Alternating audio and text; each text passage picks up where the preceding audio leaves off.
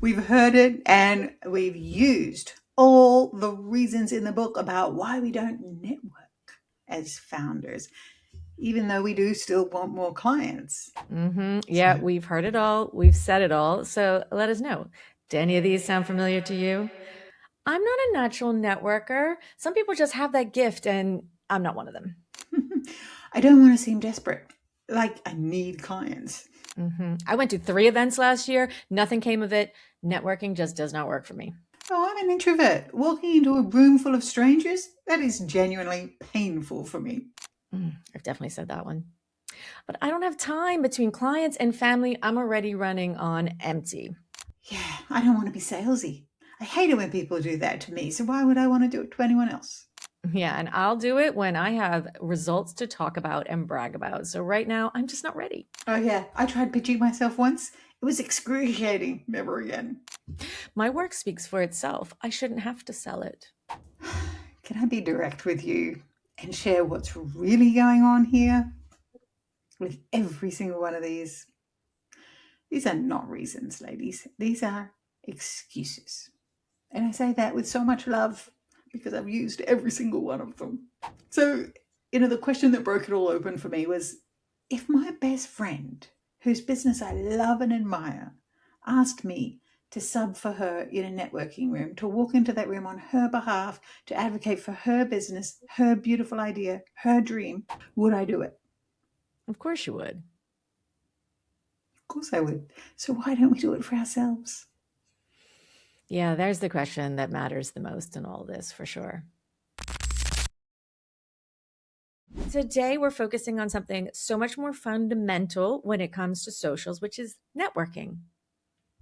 And before you scroll on, I want to ask you something, honestly. When you think about walking into a room full of strangers or showing up to a professional event that you know you're not going to know anyone in the room, what really comes up for you? Because for a lot of the women that we work with, it is not excitement, trust us. And, there's a really good reason for it. And that's exactly what we're unpacking today. Yeah, exactly. Let's talk about the networking myth and why just putting yourself out there is terrible advice. We've been told that networking is a numbers game, right? You show up, you hand out your business cards, you work the room. But is that really fun? Like, is that really working? I'm not sure. Was that really authentic? Is that Mm. you? Is that aligned? And if the answer to all of those things is no, then why are you doing it? That is not helping your personal brand. Our personal brand has to be coming from the heart. It has to be authentic. We need to feel comfortable in our own skin. And this is why our 6S system works so beautifully well because the very first S is strategy. And that we can talk about that a little bit here today because that's the foundation. And then storytelling. And with those two things combined, networking is a breeze. I don't know if I'll go as far as to say it's a breeze. And most people were probably going right now, sure, Vicky, it's a breeze. Absolutely. No, it is. And we understand the nerves and all the feelings that come up, all the insecurity, all the imposter syndrome. These things bubble to the surface, but all they're doing is telling you that this is an unfamiliar place. It's something you don't do enough. And as you do it more, and as you get more comfortable, you get more confident, it really does make a big difference and you get better and better at it. So it's a thing you need to practice just like everything else. But there's a key to that. And a part of our system that is so helpful is to understand that once you go through the first two S's of our system, which starts with strategy, as always, we start with our why, our values, our mission, our vision, and understanding them on a deep level. And then you think about your stories. What stories are you telling? When you pull those two pieces of the system together and are prepared when you go into networking, wow. Doesn't that make such a big difference, Vicki? It's massive. It is the difference that makes the difference because think about it. You're prepared. Secondly, the way we teach storytelling and indeed the strategy, the why, your purpose, what drives you, what motivates you, what excites you about what you do, when you bring those things together, now it's not about you anymore. And that takes the heat out of networking. Because walking into a room full of strangers, and not having to talk about you, I reckon that's the killer. That's the thing that holds us back from networking. We don't want to talk about ourselves. We're not familiar with that. And the good news is that you don't need to talk about yourself when you're networking. You want to talk about your client and the great stories that we can help you to develop and tease out of what's already there. Exactly. The why you do what you do, the how you help, the transformation that you help create, the impact you want to make in the world, that big mission and vision for what a perfect world could look like. Those conversations go deep quick rather than the surface level stuff. And that's where it all of a sudden feels good. It feels authentic. It feels real. It feels natural. It feels like something you want to do versus something you have to do. Mm. And, I am a little bit of an ambivert, but I definitely am more introverted than extroverted. So getting into those rooms is very uncomfortable, especially if I'm stepping in by myself. Right? It's that, which is so difficult. But it's this flip, and it's the same feeling as getting on a stage. It's the same feeling as getting in front of a camera. It's the same feeling as going on a podcast for the first time. It's that like unfamiliarity, but it's also that, oh my God, like myself talking about me, I'm on stage, everybody's looking at me.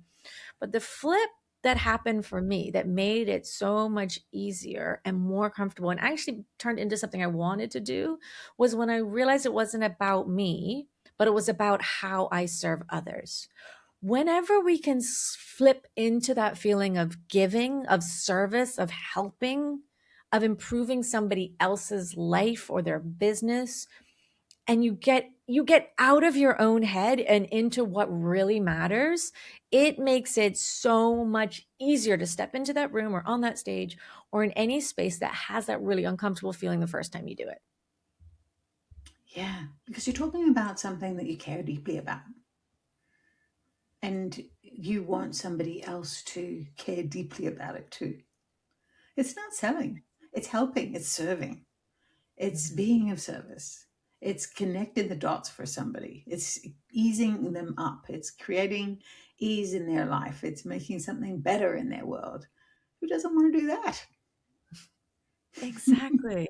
And when you're networking, right, when you walk into a room of strangers, you don't know who needs your service or who needs your help at all. But you can talk to anybody about it because even the person that you're talking to, if they don't need what you're offering, they may know somebody who does. And it's making that connection and being memorable enough for somebody to share about you. That's where the true impact of networking happens. There's nothing like that opportunity to tell your story in a bigger way. That's not just necessarily what you're sharing on social media, right? It's something deeper, something more fundamental. And Mm. when you can be that authentic, real, helpful, impact driven version of yourself to somebody, it's powerful. And it could open up doors that you didn't even know were there. But just talking to the right person can be so, so valuable. So you got to do it. You got to get out there. You got to get to the conferences. You've got to get to those events that are happening and whatever is going on in your industry. You need to find those spaces. You need to join memberships because there's online ones that are just as good as in person ones, too. Mm. Yeah, and we started out by saying, it's the worst advice to just suck it up and do it, feel the fear and do it anyway. And that's something that we do say. I mean, courage does come from taking action. So we do believe in feeling the fear and doing it anyway. However, when you just go networking without a strategy and without your stories ready, then it feels hard. So we're not saying put everything on hold until you've got it exactly right, because we don't believe in perfectionism. But what we're saying is consider how you can prepare, right? And so the stories might be around, how you've helped a client and why you loved that, or why you love the work that you do, or um, look, there's so many things you can draw on that don't feel like they're salesy or you're talking about yourself. So have a few of these ideas, stories rolling around, well versed. Practice them in the mirror. Talk to yourself when you're alone or with friends. Like, share it with anybody who will listen. Practice those stories so that when you do talk, it feels fluent. Do you know, I have a little story I should I should share my networking story. If you've joined us on other episodes, you may have heard this story, but I'll tell you, it was so traumatic and memorable for me that it's just a great story because that's not who I am now. Um, the long and the short of it is, I went to a networking event because I was forcing myself to do it. I knew I had to do it to get some more clients for a business that I was growing. And I absolutely introverted, not at all interested in networking, but I'm going to do it anyway. So I'm there on the train. It's about an hour into the city, and I'm pep talking myself the whole way. I'm listening to positive affirmations on my headset, like the whole deal. And I just gave myself the challenge: 3 business cards, Vicky. Just give out 3 business cards and have a reasonably connected conversation with those 3 people, and then you're allowed to get out of there. You can scoot home and you're done. Challenge done. Well, I'm sorry to say that by the end of the evening, I still hadn't given out 3 cards. I was that shy girl who is, it's hard to believe now, right? But I was that shy girl who hovered around the food table and clung to my glass of wine and spoke to all the other shy girls just so that we didn't have to talk to anybody. Sad. Like, what's the point? But it's Yeah. natural. It happens if you don't feel prepared, or if you feel like an imposter, if you feel like you don't belong in the room. And I just would love to remind everyone, you watching this, that if you ever feel like you don't belong in the room, you're wrong, because you wouldn't be in the room if you didn't belong in the room. You That's true. wouldn't be in the room if you didn't belong in the room. You wouldn't have known Mm. about the room. You wouldn't have been invited into the room. It's only you that feels like you don't belong in the room. You wouldn't be Oh, in the room if you didn't belong in the room. I love that. And we should feel like we are not the smartest person in the room all the time. We should be seeking those rooms where it is uncomfortable, where there are people further ahead of us, where there are those people that help to stretch us and grow. I think a good tip here to share with everyone is, along with having your strategy and your stories ready, is if you're feeling uncomfortable and you don't know how to break the ice, you don't know how to start a conversation, think about a list of questions that you can ask. That's more than just, what do you do? Right? What do you do for a living? Because everyone asks that question, but maybe something with a little more depth, a little get to know you something, a little icebreaker question. Because I found in my, like, Vicki and I both, I should say this, Vicki and I both were journalists at one point in our career in some way or another.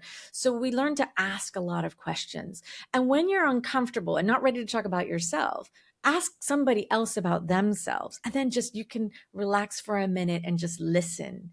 And when you do that, people love to talk about themselves when they're asked, right? So ask, listen, give feedback, and then start a back and forth. That helps to sort of ease that first tension when you first have to speak to somebody you don't know. Learn a little bit about them first, and then find those little moments of connection. What's alike? What's different? What's interesting? Delve a little deeper. Play the interviewer, play that role.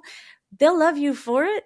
And then you'll get better at asking good questions. And then you'll get better at responding because now you're a little bit more relaxed. They've already shared. Now you can just share what you're up to. And that helps to bring in conversation. And then you can be the one that starts looking for the other shy girls in the corner and pulling them into conversation too. That's how you become really magnetic and memorable in these types of events. So try that out next time. Yeah, I absolutely agree. If you can be the connector in a networking event, you've made it. That way, you're out of your own way, right? You're listening to what people say actively enough to know that the next person that you speak to who might have a common overlap, which often happens, you can say, "Oh, have you met Angela over here? You two would be fantastic to meet." And off you go, connect somebody else, right? That's kind of a fun game to play in a networking, and it does make you memorable, magnetic, and it shows that you're not in it for yourself. You're in it to serve, to give. Givers gain. Yeah, that's beautiful. I love that point about serving. I think if that's the thing you can take away today, Remember, just how can you serve others? When you walk into that room, how can I help others? How can I give something? Giving back, even if it's just attention, even if it's just finding that person that looks very uncomfortable by themselves and going up and introducing yourself, right? If you always start with that mindset, it makes walking into that room 10 times easier. Yeah, absolutely does. Well, that seems like a pretty good place to wrap it up, don't you think? I do think so. And thank you everyone for joining us and talking about this topic, which we know is difficult for a lot of people. Hey, it was definitely difficult for Vicki and I'm still working on it. Getting up that nerve, my little introverted self, showing up for something is tough still to this day, even the online stuff. But when you do it and you go online and you turn on your video and you use your mic when it's, appropriate, and you go into those rooms, even the ones that maybe feel a little bit outside of even your industry, you never know what can happen. That's where real magic happens. And we talk about creating a magnetic marketing engine. That is what we need. We want to think about how can we pull in those people that are for us, those customers, those clients, those collaborators, partners, whatever you need for your business. How do you pull them in? By using your message, your mission, your strategy, your stories, your social ability. How do we pull them in, and how do we repel the ones that aren't for us, so that they're not wasting our time, so that, we're not bringing negativity in, so that we can just let the people who are not for us go, and the people who are for us come right in and work with us, so that we can all build a much better world for everybody, because that's the ultimate goal, right? Is to build that better world. Yeah, love that. Love that so much. And the ladies we work with love that magnet and analogy, because it's so true about attracting and repelling. Fantastic. And we go into all of this much deeper in our free monthly masterclass on personal branding and thought leadership. There's a link right here in the platform, wherever you're watching this, and we'd really love to invite you to come and join us, ladies. We would love to see you in the room and to hear your experiences, not just of networking, but all of the things that we discuss in the success system that we teach to perfect, for want of a better word, your personal brand. So, by the way, let us know in the comments, are you a love it networker or are you a wine in the corner networker? We really want to know. Let us know. And we'll see you next time.